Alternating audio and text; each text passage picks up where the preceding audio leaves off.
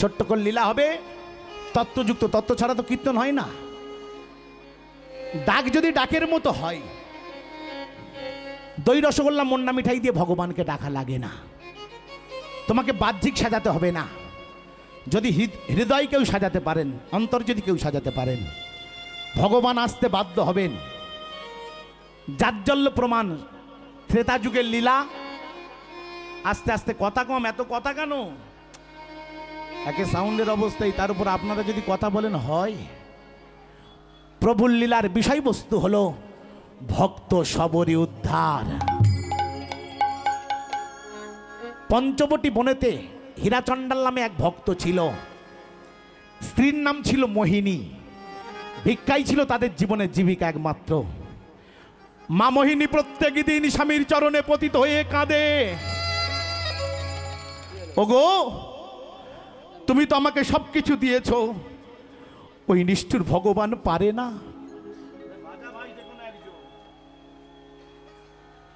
এমন সুখের সংসারে মা বলে ডাকবার মতো কাউকে কৃপা করতে। হে ভগবান, তোমার কাছে টাকা পয়সা সোনা দানা গাড়ি বাড়ি কিছু চাই না, মা বলে ডাকবার মতো কাউকে তুমি কৃপা করো, কাউকে তুমি দয়া করো প্রভু, দাও।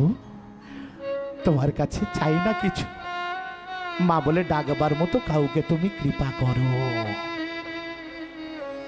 তুমি তো হে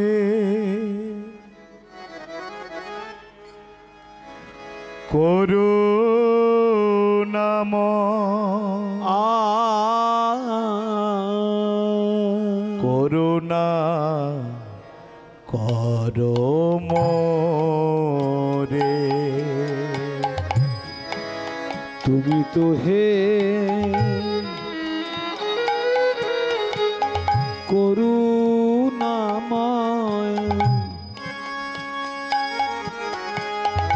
করুণা করো মোরে। ধন রত্ন চাই না কিছু,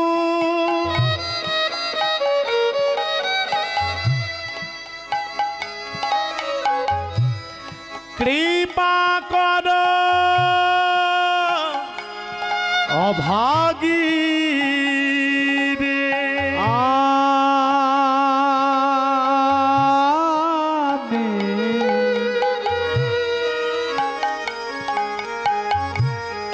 ধন রত্ন চাহি না কিছুই,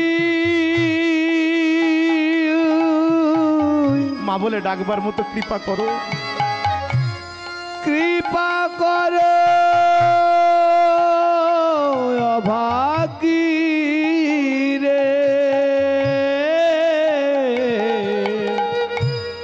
তুমি নাকি প্রতিদিন পাবন,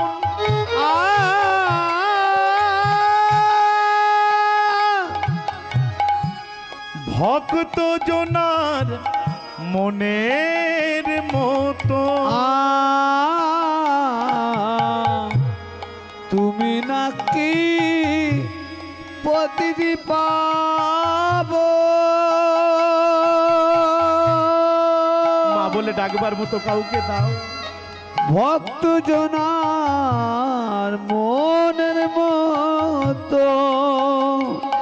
তুমি ভক্ত বাঞ্ছা কল্পতরু, তুমি ভক্ত বাঞ্ছা কল্পতরু, তুমি ভক্ত বাঞ্ছা কল্পতরু, তুমি ভক্ত বাঞ্ছা কল্পতরু।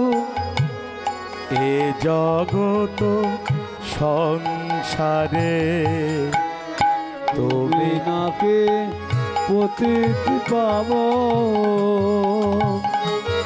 দয়াময়ে।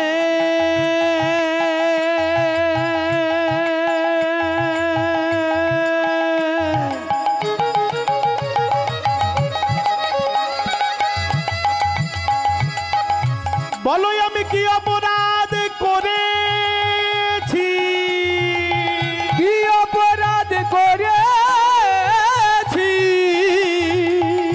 মা বলে ডাকবার মতো কাউকে তুমি কৃপা করো, কৃপা করো হে করুণা করুণা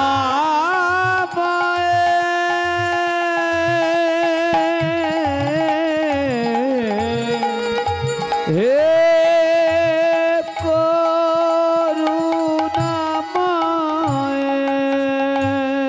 কান্দিতে কান্দিতে প্রভুর কৃপা যে হইল হইল ধীরে ধীরে মা মোহিনী গর্ভবতী হইল, গর্ভবতী হইল। মায়ের মনে আনন্দ, এতদিন পরে ভগবানকে ডেকে মনোবাসনা পূর্ণ হতে চলেছে। ও মায়েরা, যে মায়ের গর্ভে প্রথম সন্তান আসে সে আনন্দ কি বদনে বলে বোঝানো যায়? হৃদয়ে অনুভব করতে হয়। তা মায়ের মনে যদি আনন্দ হয়, বাবাদের মনে আনন্দ হবে না? হীরা চণ্ডালেরও মনে আনন্দ। প্রভু রামচন্দ্রের মন্দিরে যাই, ষষ্ঠাঙ্গে প্রণাম করে আর আনন্দ অন্তরে প্রভুর গুণানুকীর্তন করে। আনন্দ অন্তরে প্রভুর মন্দিরে গিয়ে প্রণাম করে আর বলে, জয় জয় রঘুপতি রাঘব রাজা রাম পতিত পাবন সীতারাম। সবাই বলবো, রঘুপতি রাঘব রাজা রাম পতিত পাবন সীতারাম। জয় জয় রঘুপতি রাঘব রাজা রাম পতিত পাবন সীতারাম। ঈশ্বর ব্রহ্ম তোমার নাম, সবাই সুমতি দাও ভগবান। ঈশ্বর ব্রহ্ম তোমার নাম, সবাইকে সুমতি দাও ভগবান। জয় জয় রঘুপতি রাঘব রাজা রাম পতিত পাবন সীতারাম। জয় জয় রঘুপতি রাঘব রাজা রাম পতিত পাবন সীতারাম। দেখতে দেখতে দিন অতিবাহিত হতে লাগলো। মায়ের মনে জাগলো একদিন অহংকারের চিহ্ন। মা সবাইকে ডেকে ডেকে বলতে লাগলো, এই যে দেখেছো আমি কেমন ভগবানের সেবা করেছি, কেমন সাধনা করেছি, আমার মনোবাসনা পূর্ণ হতে চলেছে।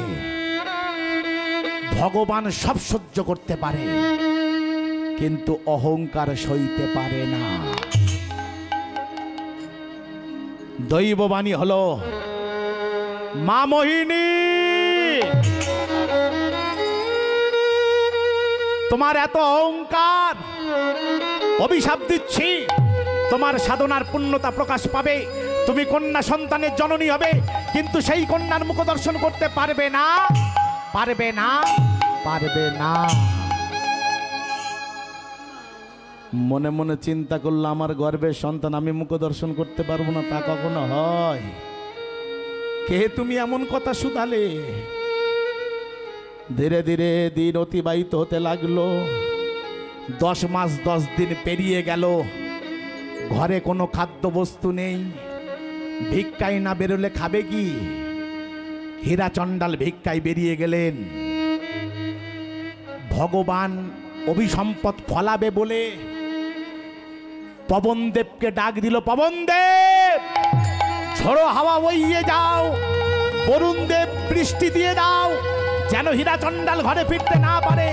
প্রচন্ড ঝড় বৃষ্টি বজ্রপাত, হীরা চণ্ডাল ফিরতে পারছে না।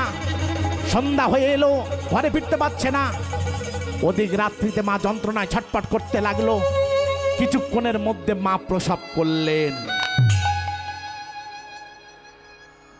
প্রসব করার কিছুক্ষণের মধ্যে মায়ের দেহটা স্থির হয়ে গেল।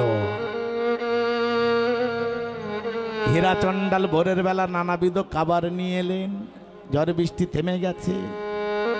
দরজার বাইরে থেকে ডাক দেয়, মোহিনী, মোহিনী, মোহিনী, দরজা খোলো। কোনো সারা শব্দ নেই। দরজা ধাক্কা দিয়ে দেখলো দরজা খোলাই আছে। মনে মনে চিন্তা করলো হয়তো ঘুমিয়ে পড়েছে।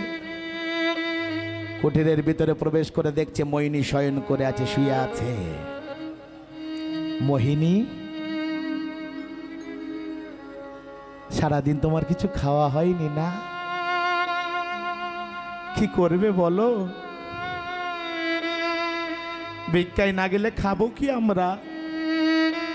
আমি তোমার জন্য খাদ্যবস্তু এনেছি, দেখো কত খাবার নিয়ে এসেছি। কথা বলতে বলতে লক্ষ্য পড়ল মোহিনীর বিছানার পাশে একটা ফুটফুটে কন্যা সন্তান। আনন্দে বুকটা ভরে গেল। মোহিনী, দেখো তুমি কত সুন্দর কন্যা সন্তানের জননী হয়েছ। ভগবান এতদিন পরে মনোবাসনা পূর্ণ করেছে। এ কি, আমি এত কথা বলছি তুমি কথা বলছো না কেন? মোহিনী, মোহিনী, মোহিনী, মোহিনী, মোহিনী বলে ডাকে উচ্চ ঈশ্বরে, ডাকে উচ্চ ঈশ্বরে। পুনরায় মোহিনী আর তাকায় না, তাকায় না ফিরে। মোহিনী,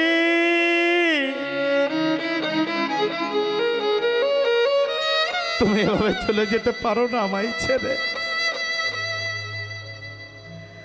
সকাল হতেই আকুল ক্রন্দন শুনে পাড়া প্রতিবেশীরা ছুটে এলো, এসে সান্ত্বনা দেয়। দেখো হীরা, যে চলে যায় সে কখনো ফিরে আসে না।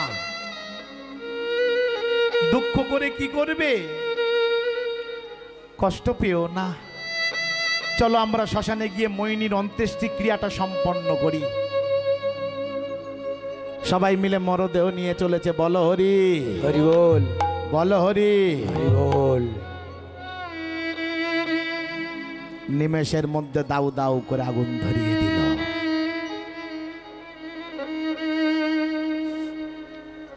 কেরম একটা পোড়া পোড়া গন্ধ বেরোচ্ছে যেন, আপনারা গন্ধ পাচ্ছেন? কিছু একটা পুড়ছে যেন। না না, এ পোড়া সে পোড়া নয়, শ্মশানে মানুষের মরদেহ জ্বলছে তো,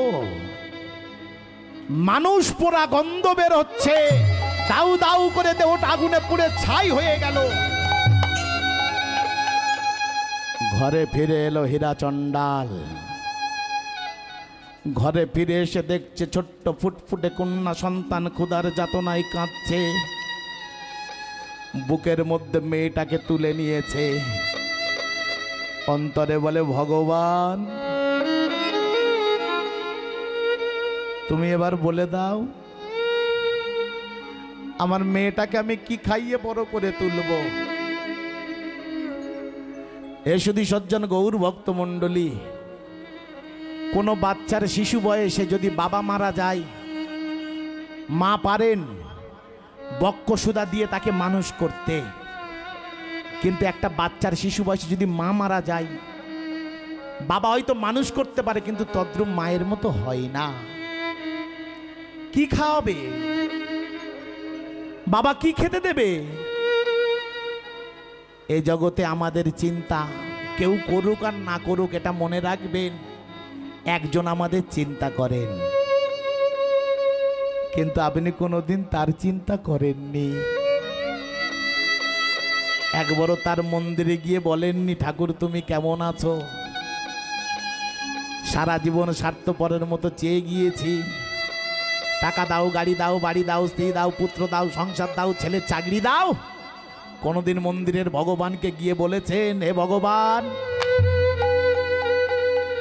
তুমি তো জগতের মানুষকে সুখে রেখেছ, তুমি কি সুখে আছো? তোমার কোনো কষ্ট হচ্ছে না? তোমার কোনো অসুবিধা হচ্ছে না? আমরা কোনোদিন তার ভালো মন্দের খবর নেই নাই, তাহলে সে চরণ পাওয়ার আশা করেন কি করে? ভগবানকে পাওয়া এত সহজ? মহাজন বলছে নিঃস্বার্থ প্রীতি যাই তোমা প্রতি সেই তো তোমারে পাবে। আমি ভজি তোমারে স্বার্থেরও লাগিয়া কেমন রাখিব হৃদয় মাঝে। সুখে যখন থাকি তোমারে না ডাকি অহংকারে মত্ত হয়ে।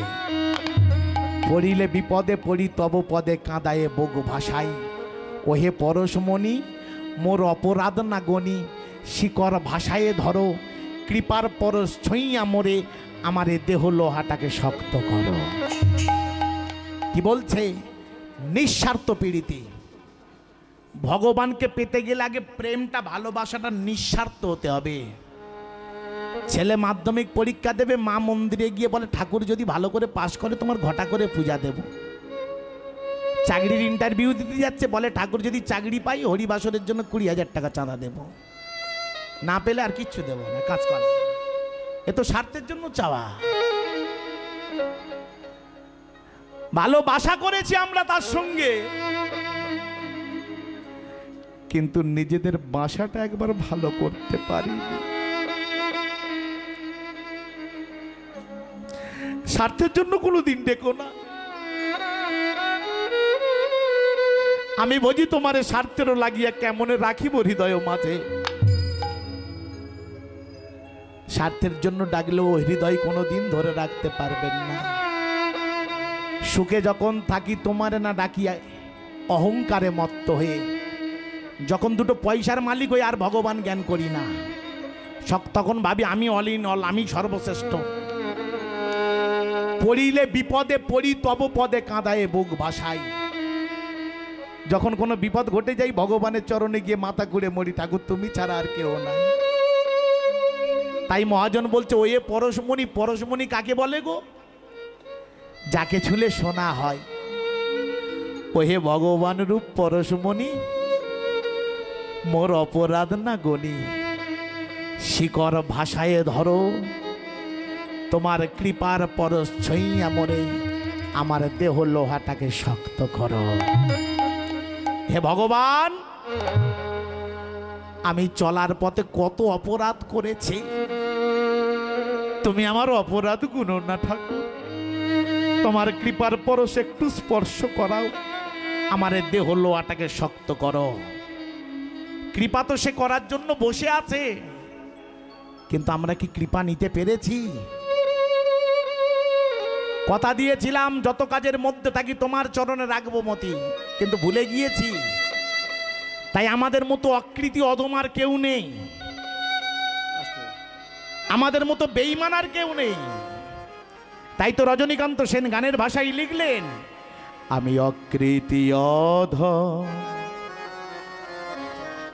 বলে ও তো মোরে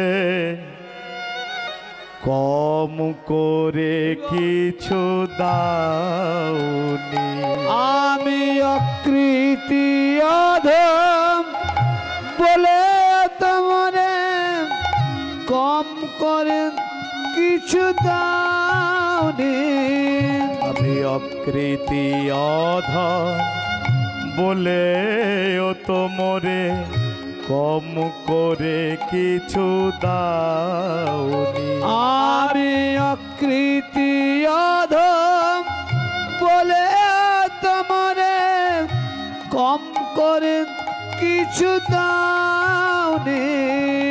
আবার যা দিয়েছ তারি অযোগ্য ভাবিয়া কেড়েও তো কিছু নাওনি।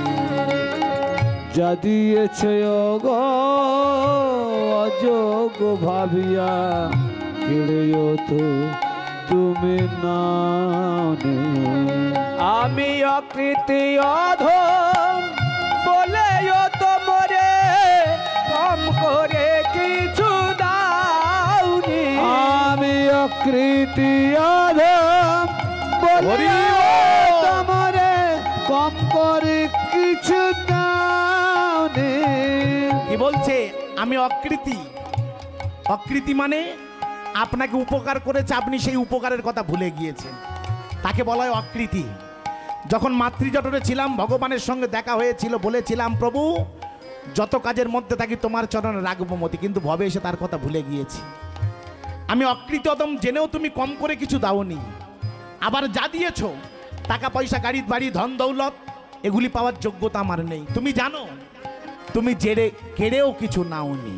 তাই আর লিখছে তব আশেষ কুসুম ধরি নাই শিরে পদে দোলে গেছি চাহি নাই ফিরে। তব আশিস কুসুম ধরি নাই শিরে পদতলে গেছি চাহি নাই ফিরে। আশিস মানে কি গো? আশীর্বাদ। কুসুম মানে ফুল। তোমার আশীর্বাদের ফুল আমি ধরি নাই শিরে, মাথায় নিইনি। পদে দোলে গেছি, পায়ে মারিয়ে গেছি, একবারও ফিরে তাকাইনি। কি অপূর্ব গানের ভাষা। তব আশেষ কুসুম ধরি নাই শিরে পদে দোলে গেছি চাহি নাই ফিরে। আশিস কুসুম ধরি নাই শিরে পদে দোলে গেছে চাহি না ফিরে। তবু দয়া করে কেবলই দিয়েছ প্রতিদান কিছু চাওনি। আমি উলুধ্বনি, উলুধ্বনি, হরি অকৃতি বল। বলে তোমারে কম করি কিছু দাওনি। অকৃতি অধম বলে তোমরে কম করে কিছু চাওনি। তবু দয়া করে কেবলই দিয়েছ, সারা জীবন দুয়াদ ভরে শুধু দিয়ে গিয়েছ, প্রতিদানে তুমি কিছু চাওনি। তাই তো তার নাম চিন্তামণি, সারা জীবন শুধু দিয়ে গেল। তাই তো জগতের মানুষ সবাই তাকে বলে চিন্তামণি। চিন্তামণি চিন্তামণি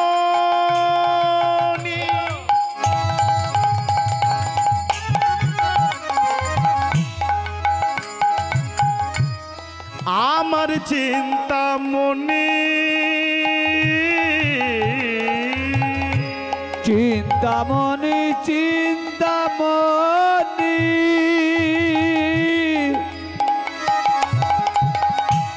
সাধে চিন্তামণি।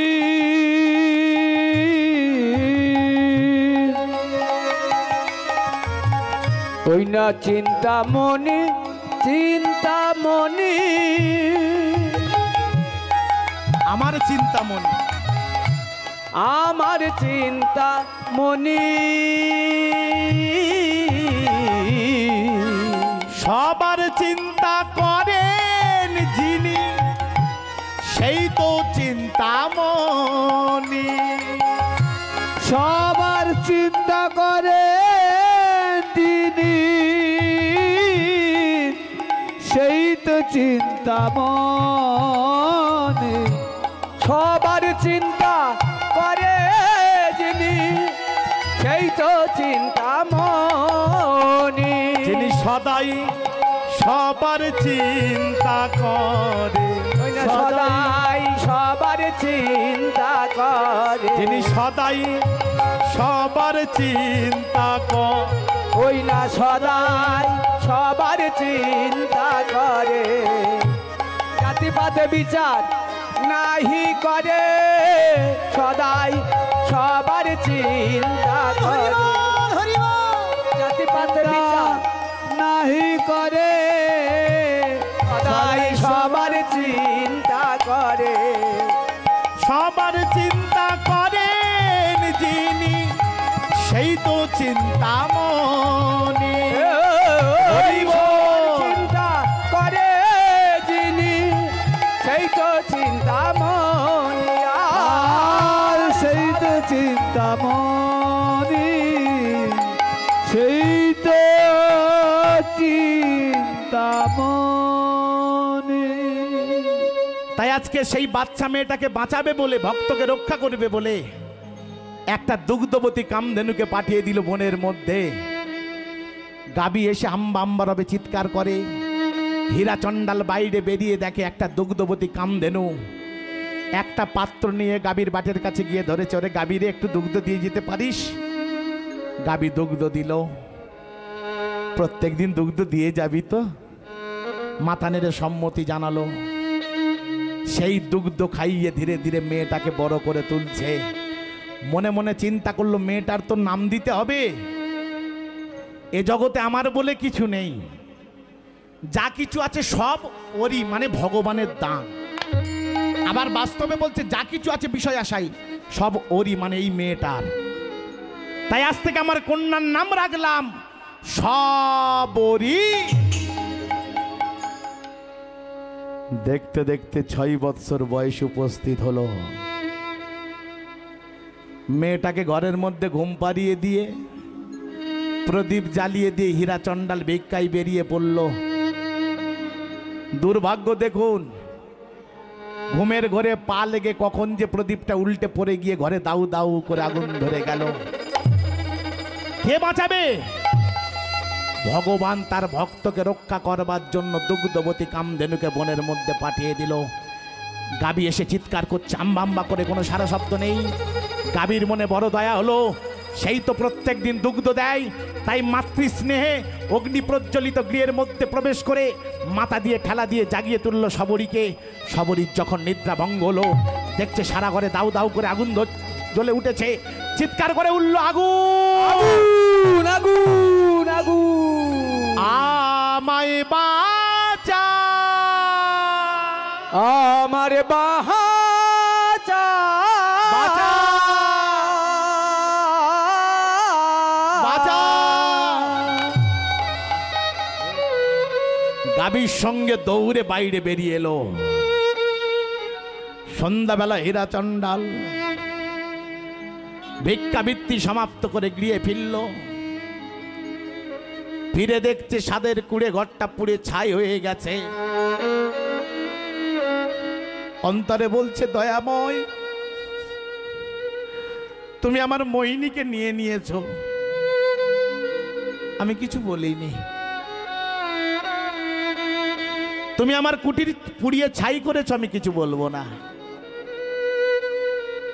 কিন্তু বলতে পারো আমার বাচ্চা মেয়েটা তোমার কাছে কি দোষ করেছে? ও তো নিষ্পাপ শিশু, ও তো কারোর ক্ষতি করেনি, তুমি ওকে কেড়ে নিলে কেন? শোনো প্রভু, যদি আমার সবরই বেঁচে না থাকে, আমি প্রতিজ্ঞা করছি আজ থেকে তোমার গুণকীর্তন আমি আর করব না। তবু বাবা মায়ের মনে আসা, যদি মেয়েটা বেঁচে থাকে, বাবা মায়ের প্রাণ বলে কথা, তো মা তো নেই, বাবার একমাত্র সম্বল, যদি বেঁচে থাকে, বনের চতুর্দিকে পাগলের মতো খুঁজছে। খুঁজতে খুঁজতে লক্ষ্য পড়ে গেল মেয়েটার দিকে। কোথায় দেখতে পেল? বট বৃক্ষের তলে সবরী করজোড় করি। বট বৃক্ষের তলে সবরী করজোড় করি। বট বৃক্ষের তলে সবরী করজোড় করি। বট বিকিতালি সবরি কর জোর করি।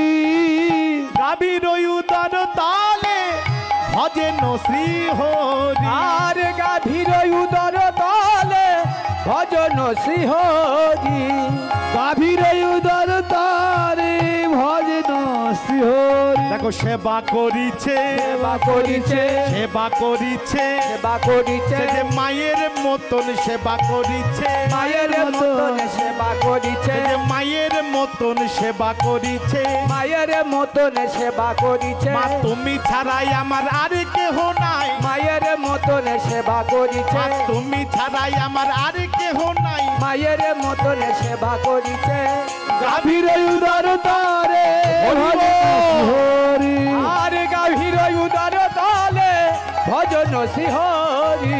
গাভীর উদর তারে ভজন শ্রী হরি। সবরী, তুই বেঁচে আছিস মা? আমার কাছে আয়, মেয়েটাকে বুকের মধ্যে জড়িয়ে ধরেছে, অন্তরে বলে ভগবান আমি মিথ্যে দোষারোপ করেছিলাম, তুমি আমায় ক্ষমা করে দিও প্রভু, তুমি আমায় ক্ষমা করে দিও। হে সুধী সজ্জন গৌর ভক্তমণ্ডলী, দেখবেন আমাদের জীবনে অনেক সময় হয় এমন ঘটনা, ভগবানের কাছে চাই পাই না, মনে মনে ভগবানের উপরে রাগ হয়।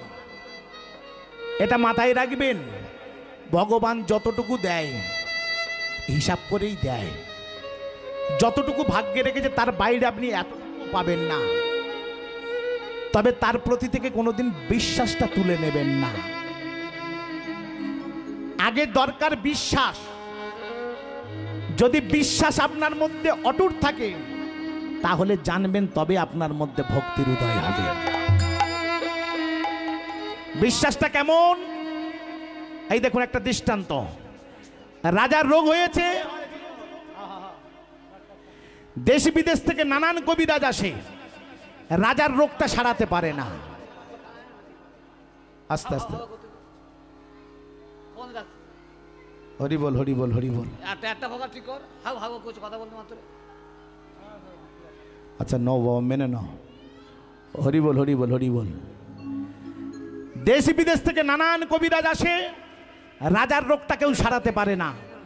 একজন সাধারণ কবিরাজ কবিরাজি জানে না, এ চিন্তা করে প্রত্যেক দিন কবিরাজ আসে আর যাই, কিন্তু রোগ কেউ সারাতে পারে না। রাজামশাই ঘোষণা করে দিল, যদি আমার রোগটা কেউ সারিয়ে দেয় 3 লাখ টাকা পুরস্কার দেব। এই রেডিমেড কবিরাজ চিন্তা করে আমি একবার ট্রাই করে দেখব, চেষ্টা করব। আস্তে আস্তে লক্ষ্য করুন বিশ্বাসটা কি জিনিস। এইবার ওই সাধারণ কবিরাজ গিয়েছে রাজামশাইয়ের কাছে, গিয়ে বলে রাজামশাই আপনাকে আমি একটু পরীক্ষা করতে চাই, কি রোগ আমি একটু দেখব। এইবার গিয়ে 8 ঘন্টা নাড়ি ধরে বসে আছে। রাজা চিন্তা করে এত কবিরাজ এলো, কেউ 8 ঘন্টা নাড়ি ধরে বসেনি, নিশ্চয়ই এ পাকা মাল। বিশ্বাসটা কিভাবে তৈরি হচ্ছে দেখুন। 8 ঘন্টা নাড়ি ধরে দেখার বলে রাজামশাই আপনার রোগ বুঝতে পেরেছি, তবে এদেশের মেডিসিন খাওয়ালে আপনার রোগ সারবে না, তাহলে 1 লাখ টাকা খরচ করতে হবে, 1 মাস সময় দিতে হবে, তাহলে আপনার রোগটা আমি সারিয়ে দেবো, বিদেশ থেকে মেডিসিন এনে মাল তৈরি করে খাওয়াবো। রাজা চিন্তা করে যদি 1 লাখ টাকা খরচ হয় হোক, কিন্তু রোগটা তো সেরে যাবে। 1 লাখ টাকা দিয়ে দাও। কোষাধ্যক্ষ 1 লাখ টাকা দিয়ে দিল। এ কবিরাজ কিন্তু ওই বাইরে থেকে মেডিসিন আনবে না। 1 লাখ টাকা নিয়ে সময়টা চাইলো কেন? এ কবিরাজ খাওয়াবে রাজার বাগানের লতা পাতার রস, কিন্তু যদি ডাইরেক্ট দেখিয়ে দিয়ে খাইয়ে দেয় রাজা বিশ্বাস করবে না, তাই সময় চাইলো আগে রাজার অন্তরে বিশ্বাসটা আনানোর জন্য। এইবার 1 মাসের শেষ দিন যেদিন হবে, লাস্ট দিন,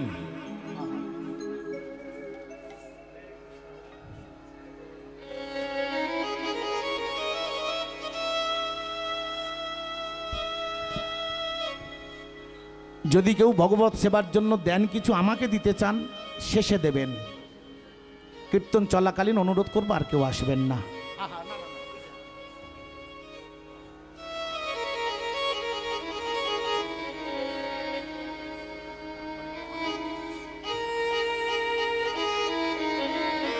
আমি তো পারিশ্রমিক পাবো একটা, তবে এটা মনে রাখবেন আপনাদের পূর্ণ সহযোগিতা না হলে কিন্তু এই হরিসভা হতো না।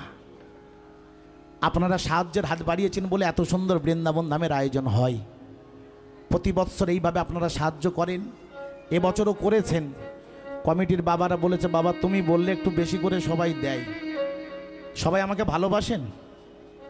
সবাই ভালোবাসেন? যারা ভালোবাসেন না দেখি উলুধ্বনি দেন তো।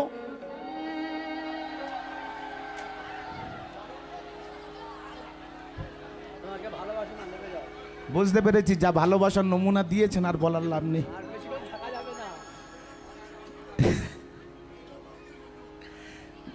যারা ভালোবাসেন এবার একটু উলুধ্বনি দেন দেখি।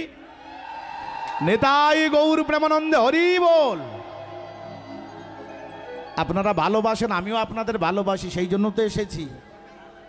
তবে ভালো যখন বাসেন আমি একটু চাইবো, দেবেন তো? আমি চাইবো, আপনারা দেবেন কিছু? কারা কারা দেবেন একটু বাহু উত্তোলন করুন তো। জায়গা জমি লিখিয়েও নিতে পারি কিন্তু। ওই হাত নেমে গেছে। না না না না, সাহস করে হাত তুলুন, চিন্তা নেই। বেশি কিছু চাইবো না, 1 লাখ টাকা করে দিলেই হবে। আমাকে কিছু দিতে হবে না। সবাই যদি আমাকে সত্যিই ভালোবাসেন, আমার গৌরহরিকে ভালোবাসেন, নিতাই চাঁদকে ভালোবাসেন, ভগবানকে ভালোবাসেন, পা দুটো জড়িয়ে ধরে বলবো, কমিটির বাবারা আপনাদের কাছে যাবেন ভগবানের উদ্দেশ্যে। ব্যাংকে টাকা রাখলে যেমন 10 বছর বাদে ফিক্সড হয়ে ডবল পাওয়া যায়, তদ্রূপ এই যে বিশ্বাসের কথাটা বলছি, বিশ্বাস করে যদি কেউ দেন, আমার ভগবান আপনাদের জন্য দেওয়ার জন্য দাঁড়িয়ে আছেন। শুধু দিতে পারলেই হবে। কমিটির বাবারা আপনাদের কাছে যাবেন, আপনারা সবাই একটু দেবেন। তবে এমন কিছু দেবেন না, না না, এমন কিছু দেবেন না যাতে আওয়াজ হয় টুংটাং করে। একটু খসখসে জিনিস দেওয়ার চেষ্টা করবেন। একটু নোট অন্তত ধরে দেবেন, ভগবানের জন্য দেবেন। এ পয়সা বিফলে যাবে না। উলুধ্বনি প্রেম সে নিতাই গৌর প্রেমানন্দে হরি বল। কমিটির বাবারা যাচ্ছেন, একজন গেলে হবে না, 2-3 জন চলে যান, দুদিক থেকে 2-3 জন যান। চিৎকার কোলাহল নয়, ধীরে ধীরে আস্তে আস্তে বসে বসে দেবেন, আওয়াজ করবেন না। এইবার 1 লাখ টাকা নিয়েছে,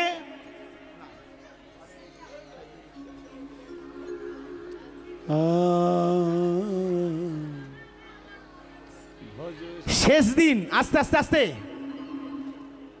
30 দিনের শেষ দিন, যেটা 1 মাস টাইম নিয়েছে। এইবার শেষ দিনের দিন রাত্রিবেলা গিয়ে রাজার বাগানের লতা পাতা তুলেছে, থেতো করেছে।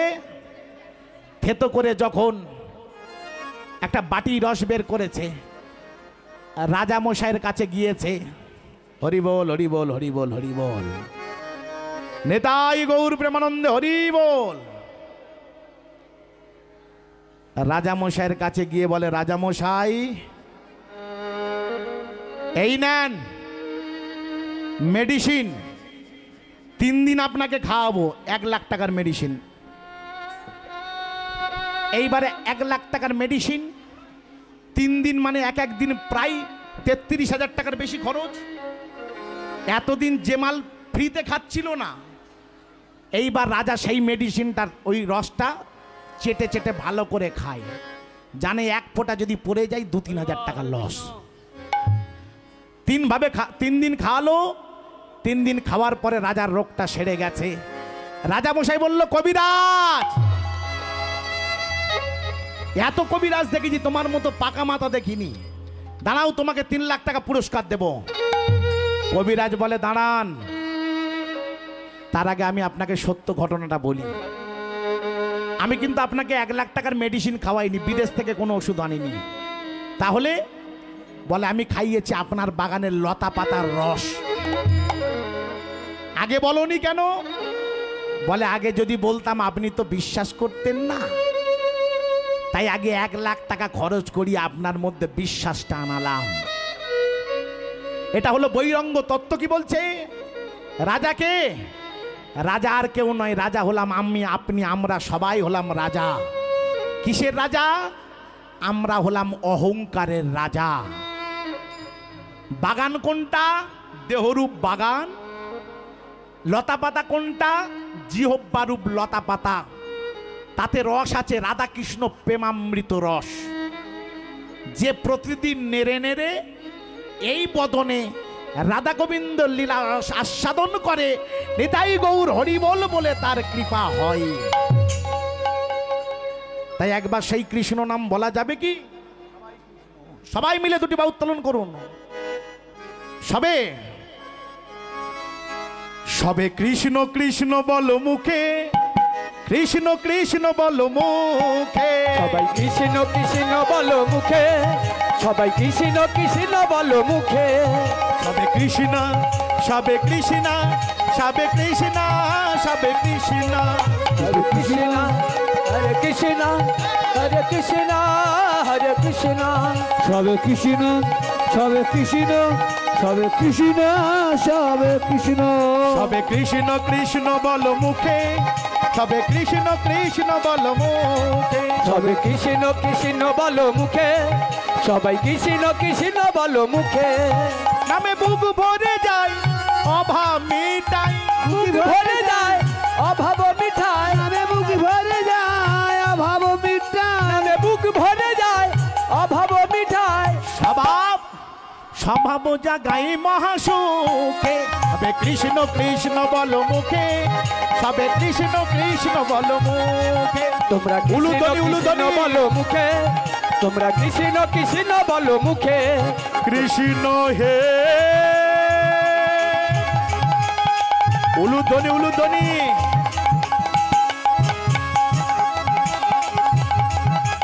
কৃষ্ণ হে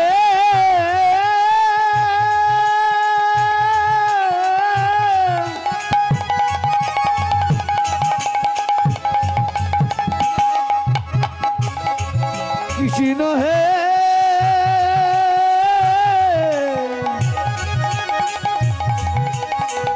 প্রাণ কৃষ্ণ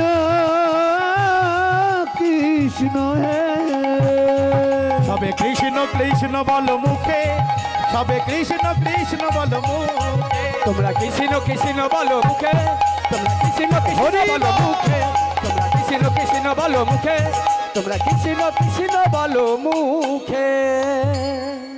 তাই দরকার বিশ্বাস। তাই আজকের মেয়েটাকে বনের মধ্যে খুঁজে পেয়েছে, বনের মধ্যে পাতা দিয়ে পর্ণকুটির নির্মাণ করলো। খুব সুখে বাবার মেয়ে দিন অতিবাহিত হচ্ছিল। সবরীর বয়স 8 বৎসর। ধীরে ধীরে দিন অতিবাহিত হচ্ছে। হীরা চণ্ডাল ভিক্ষায় বেরোলেন। দুর্ভাগ্য আজকে দেখুন, হঠাৎ দৈব দুর্ঘটনায় হীরা চণ্ডাল মারা গেল।